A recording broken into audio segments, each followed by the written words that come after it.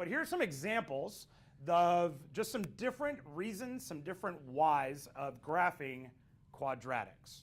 Businesses use quadratics trying to figure out profit. If you're a person or you're a manufacturer, okay, my product is going to cost me this much, but I also want to make money so that I don't go bankrupt, because making money is a good thing, especially if you own a business. You can utilize quadratic graphs or equations to figure out, okay, how much can I spend here on my product, and then how much should I charge for it so that I can actually end up making a profit. I love this one, quadratics in athletics. So they talk about a shot put and a javelin. I'd like to think about it in terms of golf. Okay, when you hit a golf ball, it's going to hit some peak, okay, and then eventually it's going to come back down, and that will be some type of a bell curve, okay, or a bell concept. We call those parabolas. That's what we're going to be graphing today. When we graphed linear equations, what were our two forms? What was one form that we dealt with? I know that feels like a long, long time ago. It was before Christmas. What were our two forms that we dealt with when we graphed lines? Standard and slope-intercept. Standard form and slope-intercept form, okay? So we had two different forms that our equations rested in, okay? And we had different things that we had to deal with based off of that. Same exact concept here, except with quadratics, okay? We have what's called standard form. That's where we're going to start today. Next time in class, we're going to talk about vertex form.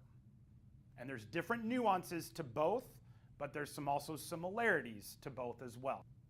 So if you could, very, very quickly, go to your Desmos app.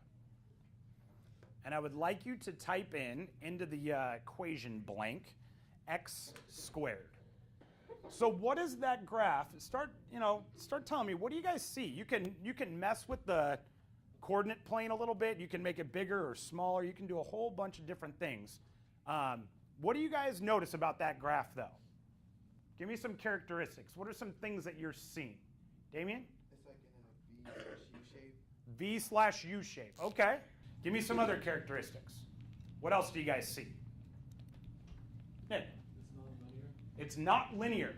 That's really important. Okay, it's non-linear. Okay, what else? It just keeps going on and on. Which way? Up. Up. Okay, so it keeps going on and on in an upward fashion. Okay, it doesn't stop. Okay, it keeps going.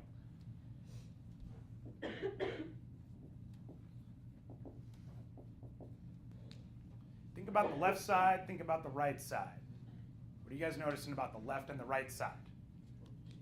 They're both the same. What do you think? What does that mean, Nick, when you say they're both the same? What do you think he means by that?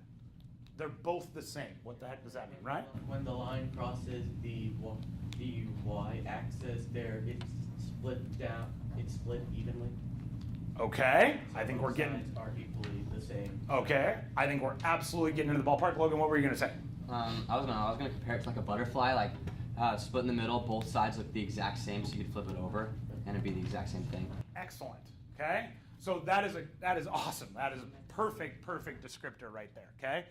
Brian, I love what you said as well. There's the same amount on both sides. I love the visual aid of that butterfly concept. Okay. We call that, and so it's the same thing on both sides of which line. This goes back to our linear conversation in graphing chapter. But it goes back to what? What line is it the same over? Y equals 0? I think we're getting a little closer. It's not y equals 0 because y equals 0 is a horizontal line, but it's x equals 0, okay? So that's my equation for the y-intercept. I know we talked about that, feels like forever ago, but we did, okay? So that line, okay, the y-intercept, or not the y-intercept, the y-axis, cuts my parabola in half. And it's the equal amount of parabola on the left and the right side. So taking Logan and Ryan's concept there into place. Okay? That x equals 0 line, does anybody know what we actually call that? I don't know if you guys have heard of it before. Line of symmetry.